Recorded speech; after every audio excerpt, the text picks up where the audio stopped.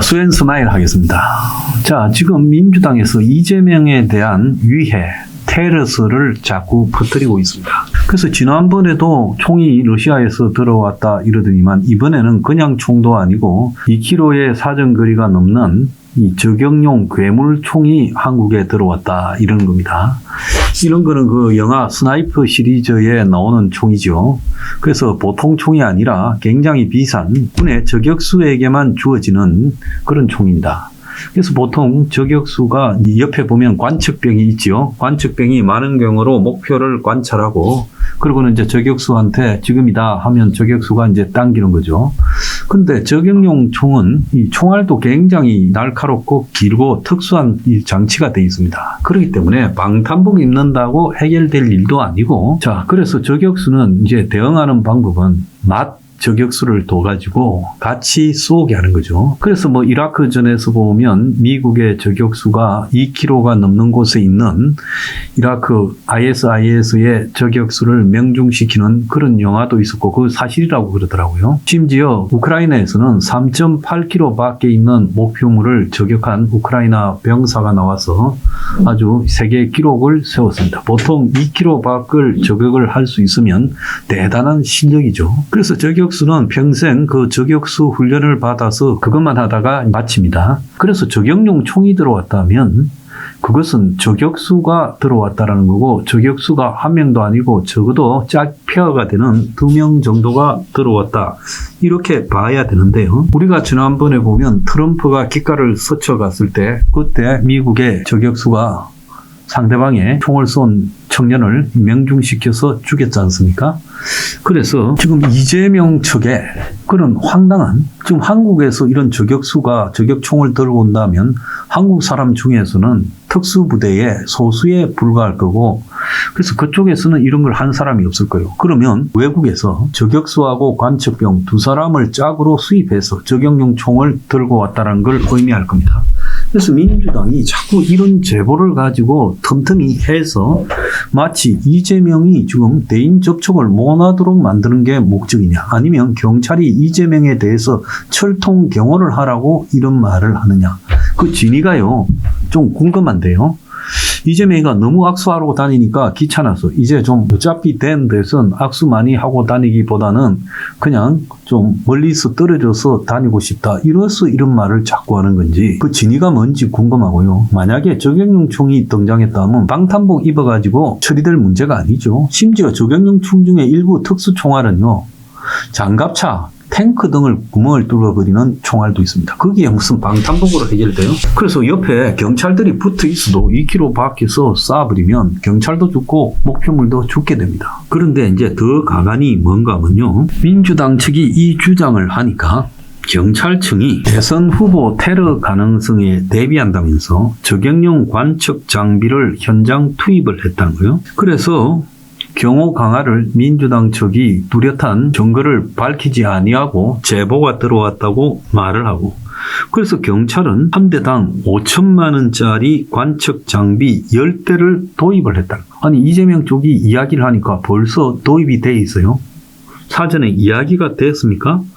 그래서 고가의 경호용 만원경도 같이 도입했다는 거예요. 그래서 경찰 특공대를 배치하고 또 탐지견도 배치하고 폭발물 처리반도 배치한다고 부산을 떨고 있습니다. 경찰이야말로 이재명이 안 죽게 지켜주면 나중에 잘 되면 아주 승진하려고 그러는 거겠죠. 그래서 이재명의 유세장 옥상 그리고 주요 이동 경로에도 경찰을 다 배치하고 드론을 이용한 테러에 대응하기 위해서 전파 탐지기, 전파 방해 장비인 제민까지 동원했다는 거예요. 그래서 드론 같은 경우에는 실제로 이 조정 자체가 전자파에 의해서 되기 때문에 이 전자파 교란 장치 제밍을 쓰게 되면 드론이 혼돈에 빠져서 그냥 추락해버리죠. 이런 첨단 장비까지 경찰 특공대가 지금 맡고 또 전담 경호 요원을 추가로 배치한다고 하고 있습니다. 그래서 후보자 테러 가능성에 대비해서 주세장 주변 혼잡 완화,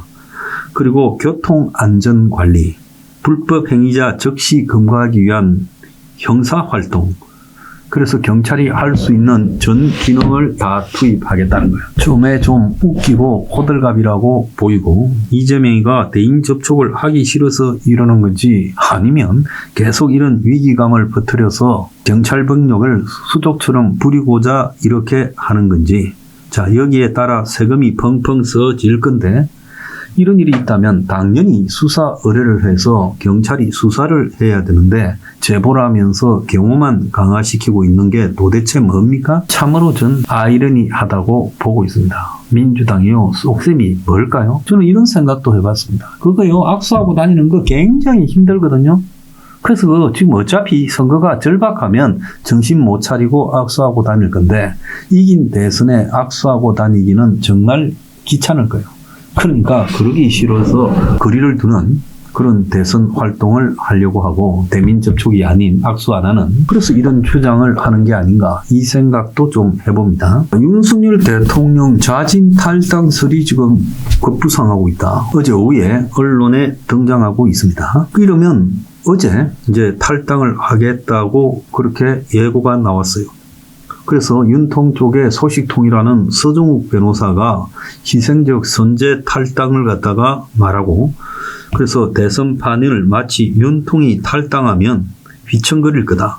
영향이 굉장히 클 거다라고 말하면서 탈당을 윤통이 김문수 후보를 도와주는 하나의 카드인 양 그렇게 말을 하고 김문수는 당이 대통령 보고 탈당하라 말라 이렇게 말하는 건 옳지 않다. 이렇게 말하니까 이제 당에서는 그러면 안 된다 독해요. 자 여기서 우리가 하나 정리해 볼 필요가 있습니다. 윤통을 탈당하라는 당 입장 이건 어디에서 왔을까요? 그거는 이재명이 하고 민주당 측에서 왔 거죠. 그래서 윤통이 지금 이번 대선에 개입되어 있는 것 아니냐. 뒤에 윤석열이 있다. 자 너네들이 윤통을 탈당시켜야 될 것 아니냐. 민주당이 그렇게 집요하게 요구하고 있어요. 겸사가도 마찬가지입니다. 너네들 내란 공범 아니냐. 김문수도 내란 일으킬 때 장관하고 있었지 않느냐. 그렇게 집요하게 공격을 해요. 그러니까 겸을 사과를 해요. 당에서 또 하자고. 그래서 민주당이 요구하면 그 요구에 지금 국민의힘이 응하는 부분이에요. 사실상 이런 요구는 끝없이 나올 수 있어요. 이걸 들어준다고. 윤통이 탈당한다고. 겸 사과를 했다고 민주당이 지금 국민의힘이나 김문수에게 문제 제기를 안 할까요? 좀 있으면 이제 정강훈 목사 이야기 나올 거고 황교안 이야기 나올 거예요. 그때는 또 어떻게 감당하려고 합니까? 그래서 쫓겨나는 모양새가 아니라 선제적으로 당을 생각해서 탈당하는 모양을 갖다가 보여주겠다. 그래서 대통령이 희생적인 결단을 하는 거다. 이것도 좀 웃기죠. 지금 솔직히 말하면 윤통은 전직 대통령으로 탄핵당한 사람인데 당에 있거나 없거나 간에 아무 의미가 없지요.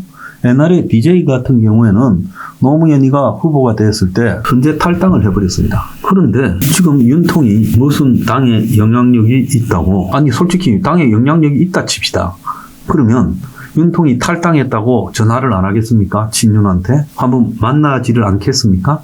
그러니까 윤통이 탈당하나 안 하나 그거는 아무런 효과도 없고 윤통의 탈당은요 민주당의 요구일 뿐인 거예요. 그런데 거기에 따라서 전부 이제 알아서 움직여주고 있는 것은 또 뭐냐? 자, 그래서 이제 국민의힘에 소장파라는 애들이 이제 야당 요구대로 다 하고 있어요. 야당 요구대로 다 했던 김상욱이란 자가 지금 탈당해가지고 이재명이 당에 들어가려고 하잖아요. 최근에 보면 겸 사과와 관련해서 윤통 탄핵 반대, 겸 정당을 주장했던 사람들이 우스운 꼬라지를 보이고 있습니다.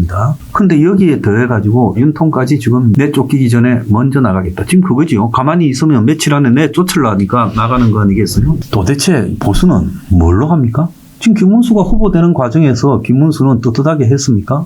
누가 누구에게 돌떨질 사람이 하나도 없어요. 나경원이나 뭐 윤상현이는 떳떳했어요. 그래서 서로가 다 흠이 나 있고 서로가 다 문제가 있는 사람들이 도대체 힘 빠진 사람한테 책임을 다 전가해서 윤통만 나가면 당이 윤통하고 결별된다. 그래서 표가 더 나온다. 그럴까요? 참 궁금합니다. 실제 그럴지요. 어제 홍준표가 대선에 관여 안 하겠다라는 말을 또 했어요. 이미 선거 진날 내일 탈당하고 다시는 돌아보지 않겠다고 말해놓고 그 사이에 춘벌받을 놈 그러면서 쌍권과 윤통을 이야기를 했어요. 그 뒤에도요, 자기 쫄병들이 저쪽으로 다 가는 거를 보고 있었고, 이재명이하고 오래전에 통화를 했다고 이재명이가 낭만적인 형님이라고 이야기를 합니다.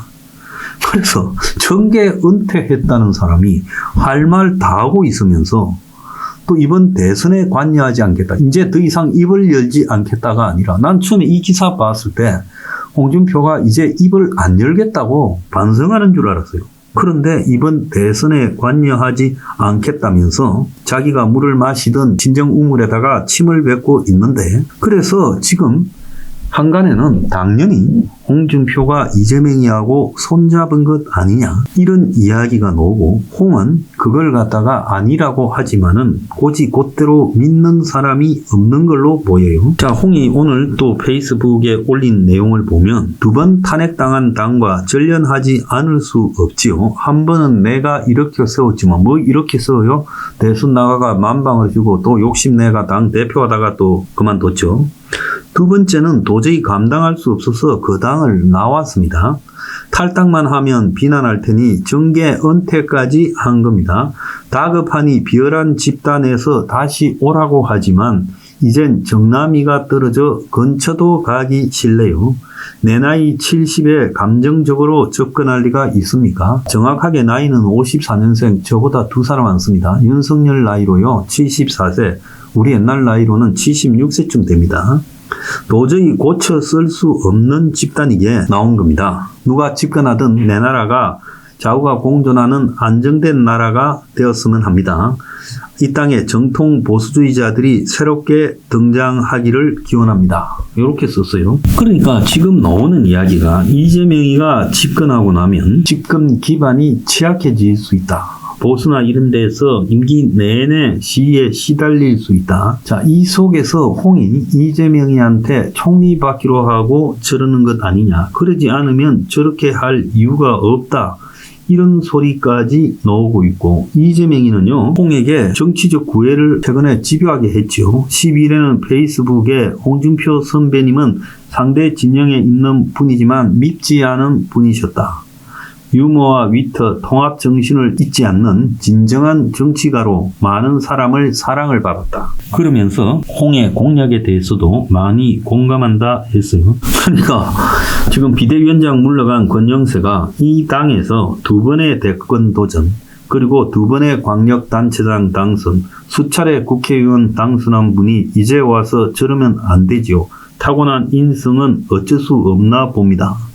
이렇게 지금 이야기를 했어요. 권성동이는 보수의 영웅이었던 홍준표, 모든 노여움은 나한테 달라, 이렇게 말을 했습니다. 자, 이 모든 것들도 이병태가 민주당 가니 홍의 지지 모임이 민주당에 입당했니, 홍은 그게 자기하고 관계없는 모임의 일부였다라고 말을 하지만은 이게 그런 게 아니라는 거죠. 그러면 이재명이 쪽에서는 어떤 용도가 있다고 보십니까? 이재명이 쪽에서는 지금 국민의힘 보수 세력 내부에 엄청난 분열적 요소들이 있다고 보겠죠. 그런 속에서 자기가 쪼개가지고 자기 쪽으로 그 사람들이 계속 넘어오게 하는 게 지금 매우 중요하다고 생각할 거예요.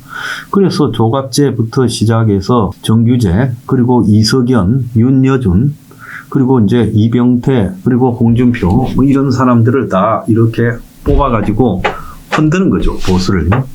그러면 나중에 자기가 집권했을 때 자기한테 공격을 할 만한 보수 진영의 주요 털들을 갖다가 무력화시키고, 그래서 이재명이 대서론을 확대시키고 또 집권 기반을 단단하게 하기 위해서 보수를 계속 흔들고 있다고 보고 있습니다. 근데 이재명이가 그렇게 하는 거는 뭐 지 이해관계니까 그럴 수 있어요. 문제는 이해가지 않는 게, 좀 보수 바닥에서 한 10년 물을 먹었으면 여기서 죽어야지요. 정치하다 안 되면 그냥 조용히 은퇴하면 되고요. 또 팩론하다 안 되면 조용히 은퇴하면 되지요. 그런데요, 나이들이 80이 돼가는 사람들이 저렇게 하고 있는 꼬라지가 이게 정상이라고 봅니까? 공통점 한번 보세요. 조갑재, 정규재부터 시작해서 윤여준, 그리고 이석연, 그리고 홍준표까지 나이들이요. 지금 보통 나이들이 아니지 않습니까? 인생 말년을 얼마나 더 누리겠다고 저렇게 삽니까?